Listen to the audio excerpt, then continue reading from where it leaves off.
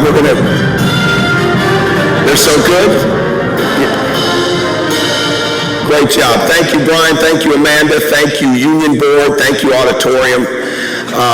Everybody here that makes this school so special to have an opportunity to do something like this. I really do look forward to this. I wish I had a little more voice tonight. We just ended practice a little while ago, and I don't. It's part of it. But I always get a little extra oomph, a little extra fired up to be in an environment like this, because it's really the only time outside of basketball and outside of maybe something where there's some special invited to speak here at a class or something like that, but they're really the one time that you get a chance to be in this environment. And I don't take it lightly, and I appreciate all of you being here, and I look forward to taking some questions here in a little while. And I'm going to try to hit on a couple different topics. One will certainly be our team. One will certainly be some of the things that I think really go into helping our guys and all of you take steps to being successful. And there's so much more that goes into being a great basketball player at Indiana, or a great student at Indiana, than just being an athlete and just being a student. You have to put so much into it. And something that I said to my team the other day that I think is really kind of sums up, all right, what it's all about and just how hard it is. And when you're recruiting, and we recruit at such a young age, and you're looking for upsides, and I know I've said this to some of you before, but you're looking for that athletic upside. You're looking for a character and a work ethic upside. You're looking for an intelligence upside. You're looking for a competitive upside. You're looking for all those things. Well, along the way, you're recruiting people that have big dreams, that have huge goals, that want to get places, and those dreams are really, really important. And they have a vision. They may not know it. They may not know it when they're young. They may not know it when they're a sophomore, junior, senior in high school. They might even not even know it when they get to college, but they have a vision. They have a vision, just like all of you. No matter when you decided that you were coming to Indiana, no matter when you decided that you had to work hard in school to be able to have a future collegiately, to be able to go to a university, no matter when you decided that you had to put a lot into your sports team or your club, all right, or your family or your church or whatever it was that you decided you were going to be excited about. All right, it started with a vision, and that vision is driven by passion. And there really is nothing that drives it more than passion. And that passion has got to be something that maybe when people see you and they talk to you, they can feel it a little bit, they hear it, but they really have no idea how strong your passion is, because it's something that you live with. Because when you have passion, you can't live without it. You can't be successful in anything without that passion. Well, that's where vision comes in. And all of you have one. I have one. We all have one. We all have a vision about where we want to go. And that vision, so many times, okay, sounds the same when you start to look at these couple of words, but they're really two totally different things. So the vision that our players have for where they want to be as players, the vision where you want to have, or you want to be, okay, there's two words that start with A that really sound the same, and they're just entirely different things. And it's ambition versus aspiration. Are you somebody with great ambition, or do you have high aspirations? They sound almost identical, okay? I'm not if you ever follow some of my Twitters, you know I'm not a great speller, so it's not like I'm a wordsmith up here, but the bottom line is those sound the same. Boy, I think of somebody ambitious, and aren't they going to be good, and don't they work hard to a point? And I think of somebody with aspirations, like they really want to go somewhere in life. They really want to be successful, but it's not enough. Because if you have high aspirations, you understand that you want people to go along with you, not just because that's what you should do, not just because that's the golden rule, but because you can't get there without it.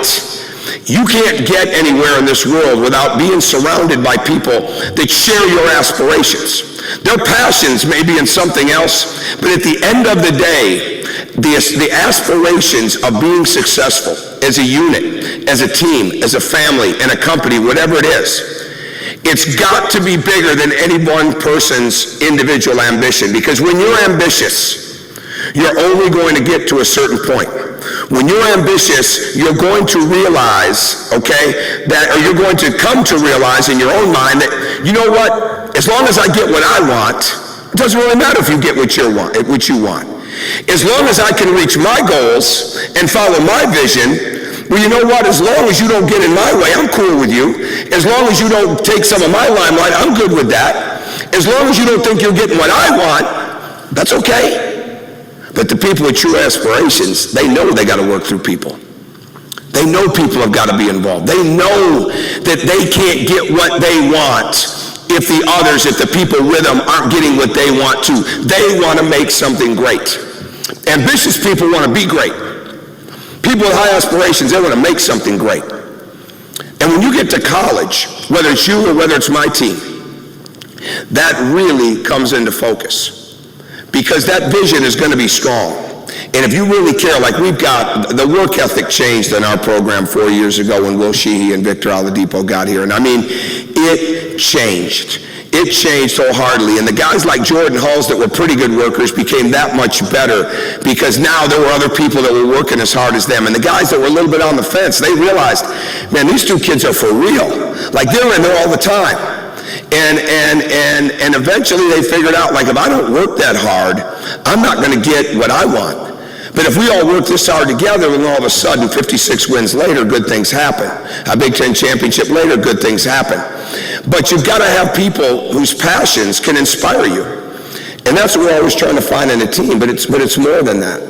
Because when you become a part of a team, when you become part of Indiana, whether you're an athlete, whether you're a student, the old adage, it's true, but it's more than this. You're a part of something bigger than yourself. You are, that's true. But I think it's deeper than that.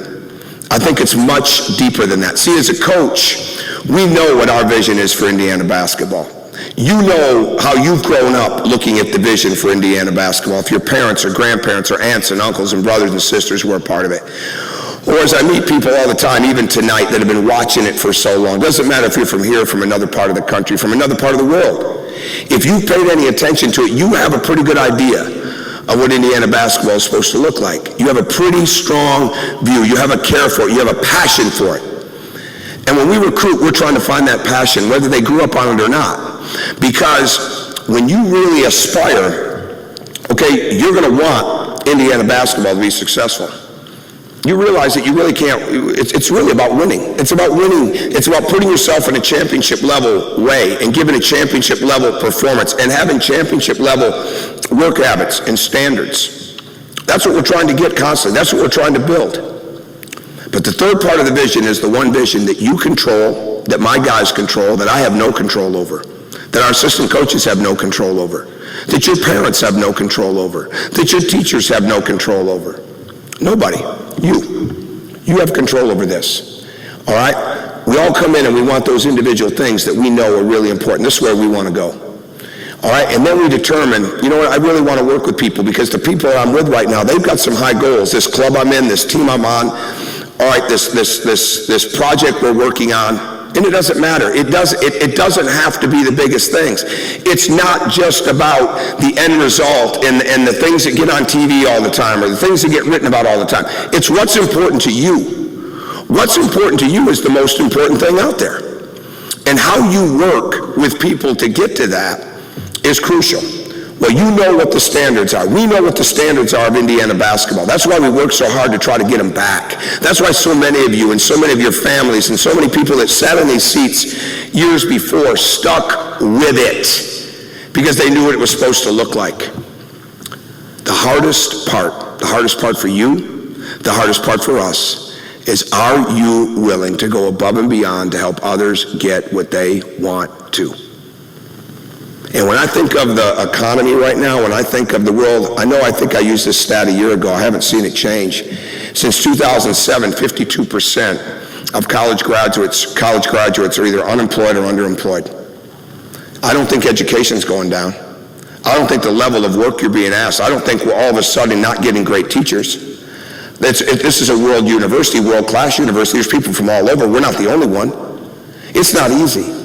It's not easy to do this. It's not easy to be a student at Indiana. It's not easy to be a college basketball player at Indiana. It's not easy to be a young person anywhere. It's not. Because it's getting harder and harder and harder and harder to focus on others. And helping people understand, and you understanding first and foremost, that the vision you have, well, the person next to you has a vision too. It may not be yours. If you're a part of a group, you hope that it is. But the more that you are willing to stand up and help people get what they want to, the more you're going to hit yours. The more you're going to hit yours. And we are smack dab in the middle of that right now. We are in a situation where we are trying to learn what's important. And teams are always trying to form an identity. And they're trying to, okay, what's their identity? How do they play? And I love to read. And right now it's big in college football and in pro football. There are 4 games in going into week 5 in the NFL. College football, you see a lot of topics, okay? But it all comes back to, what's the identity? How do they win? I've already seen coaches being fired in college. Okay, it'd just be a matter of time before coaches get fired in the NFL. And along the way, it comes down to, did they figure out what it took to win? But most importantly, did they figure out how not to lose? Did they figure out what caused losing? Because until you figure out what causes you to lose, or what causes you to not be focused, or what causes you to not be locked into your academics, or what causes you to not be the person that you need to be, to not be in the relationship, and to fulfill the relationship on either side the way it needs to be fulfilled. Until you learn that, you can't take the next step. And until you learn that everybody needs to succeed, because that's what we're here for. And the more that you can help, you can't control the success, you can't demand it, you can't necessarily create it, but you can sure help facilitate it. You can sure help be a part of it. And that's the kind of stuff I think about when I come in here, because we are all connected. All right, the connection we have is Indiana University. There's no question about it. It's the 3rd largest alumni base in the United States. All right, there's so many opportunities here for so many people. When you've got a place, it's got 180 majors, it's got over 530 degrees, over half of the degrees here, or half of the majors here are in the top 20 in their respective fields. It is a unique place.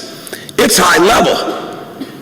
But it's only, and this is one thing I've said every year, and we'll never get tired of saying it, your responsibility is to make it better than where you found it.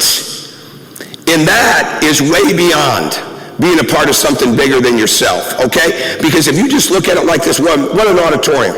It's huge, it's monstrous. What a campus. It's huge, it's monstrous. You got to find a way. What a basketball program. It's one of the all-time winningest in the country. What an arena. There's 17,500 seats in it. Gus Johnson calls it the Carnegie Hall. Whatever, of college basketball, whatever it is, you can get so engulfed in it, and you can get dwarfed in it, and you can look at it and say, this is too big for me. It is too big for me to stand out. And then all of a sudden you realize you're right. You can't stand out on your own. You can't come in here and just make it about you. You can't come into this university or to this program and just say, I'm going to get what I want. Not and be successful. Not and be successful. True success comes down to how willing are you to help others. And the quicker you learn it, and the more you live it, and the more you can get it across to others that that's the way it needs to be, now you're going somewhere in life. Now our team will take steps. Now you're not part of the negative part, potentially, of the statistics that are out there. Now you're somebody that people look at and they say, this person gets it. I'm not just motivated by being around them, I'm inspired by being around them. I want to help them. Because all of a sudden what happens is this. When you get into a situation where you're helping others get what they need and want, how many people are coming back to you? How many people are giving you and helping you get where you want to go? We're always talking to our team about investments, okay? Not investments with a company, not investments in a bank. No. The investment you make in one another. The way that you come together and invest in one another. Because if you just go to the bank and withdraw, we all know what happens. You haven't made any investments, it's gone. It's not there. But the more you're daily investing in your teammates, investing in your classmates, investing in your roommates, investing in your projects, investing in the people that you work with. Well, now all of a sudden you're building it up. And we're living proof. We're living proof. And we look back at last year, and I gave my team this analogy today. When we go back to last year, our guys had done such a great job of investing in one another. And we had a lot going on. I mean, we were number one in the country 10, 11 weeks. We were number one in the country projected from the first week of April. Man, we had everything going on. We had guys who were going to be going to the NBA. We had guys that were graduating, guys who were graduating early. This guy's getting all this kind of attention. This guy's not getting very much attention. We had everything going on. We're coming off maybe our worst performance in months. When we played at home against Ohio State on a Tuesday night, we weren't tough. We weren't physical. All right, we didn't play with great confidence. We didn't take the fight to Ohio State. They took it to us. And man, we'd hit a wall. We'd hit a tough spot. But because these guys had invested so much in each other, man, we had to make some withdrawals. We had to go up to Michigan. And they were ready for the 4th of July, Christmas, Valentine's Day, New Year's, Thanksgiving, you name it. Every holiday built into one was in there. They still didn't sell it their student section, but that's another story, okay? But bottom line is this. Man, we had it against us. And we go into that game, and it's nip and tuck. We go into that game, and it's at a fever pitch. We go into that game, and we have some great moments. We have some bad moments. We string together some excellent possessions. We string together some bad possessions. I don't know how much we got down, maybe 11, 12, whatever it was, somewhere in there. But all of a sudden, that thing came down in the last 54 seconds. All of a sudden, we were down 5. All of a sudden, we had 3 timeouts left. All of a sudden, all that those guys that had been investing in each other, not just in that week since the Ohio State game, not just in that day at the pregame meal, not just the night before in practice, but all throughout their time in Indiana. We needed to make a big withdrawal that day, a big one. A big one. It's like you show up at the bank and you don't know how much you've got in there. You really don't know how much it's going to take. Just give me everything. Give me everything that's in there, because that's what we're going to need. And that's exactly what happened. We didn't call one timeout in the last 54 seconds. Those guys communicated. They had situation basketball down to a T. Now, Michigan helped. They missed some free throws. We all know that, okay? But we capitalized. They came together. The screens were great. The passes were great. The cuts were great. The movement was great. The reversals were great. Okay, the rebounding was great. All right, the communication on defense, the switch outs, the rebounding, the Yogi Ferrell getting a hand on a ball as it goes up. Okay, Cody Zeller switching out on a Trey Burke, which is something we had practiced numerous times. Stretching out every bit of that wingspan, forcing Trey Burke to take a tough shot, ball rolls, bounce, bounce. We get it. Championship. The more that you invest. And it's like, this is not getting with your financial planner and say, hey, you know, what's a good stock for me? You know, what, give me some low risk, give me some high risk. I want to make $1 million, you know. No, you know what? I want to take it easy right here. I'm going to build a family. No, it's none of that. It's none of that. It's looking at it and saying, I'm investing in these people. I'm investing in this friendship. I'm investing in this relationship. I'm investing in my teammates. How do you do it? I don't know. So there's millions of books out there.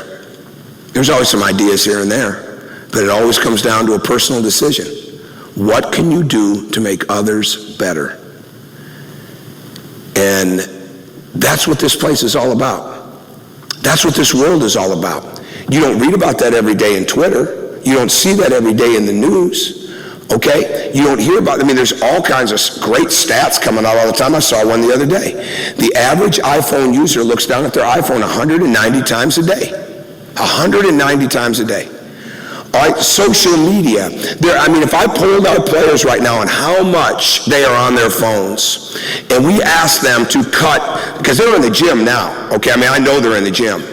But if we ask some of them, you know what if you spend a little bit more time thinking about basketball? What if you spend a little bit more time thinking about and doing something with your teammates? What if you spend a little bit more time getting ahead, okay, in this class and making sure that that paper you're doing is not a B, that thing can be an A? What if you got off your phone a little bit and called home? What if you didn't text somebody and you wrote a letter to somebody at home? What if you found somebody that you hadn't talked to in a long time that really meant a lot to you as a mentor, as a parental figure, as a teacher? And you didn't just text them, okay? You called them. Or you didn't just call them. You wrote them. Or you just didn't write them. You went to see them when you went home. What if we spent some of that time? And that's what we're always trying to get in this program right now. How do you get the most out of the day? How do you max it out? How do you max out your teammates? How do you max it out to the fullest? Not wear yourself down, okay? But build yourself up. And the only way you build yourself up is to build others. And I hope that each and every one of you take time, all right, every day, not tonight just because it sounded good, not tomorrow just because it's still ringing in your ears, okay? No, every day. Every day. Think about what can you bring to somebody? Because I'm telling you, it's coming back. It's going to come back to you. It's not going to come back as quick as you want it. It's not going to come back from all the people that you help. But it's going to come back. And that's what we're trying to learn right now. Yesterday's practice, no way. I mean, it slept so little last night. And it's so early in the season, but didn't like it. Didn't like the energy. Didn't like the connectedness. Today, man, I'm giddy. I could go to sleep right now. Well, I couldn't right now. I'm excited to be here. But the level of it was so good. And that's what I'm learning. That's part of the next stage of when you're really trying to get guys to understand not only what it takes for them to help others, but the leadership that they've got to show day after day.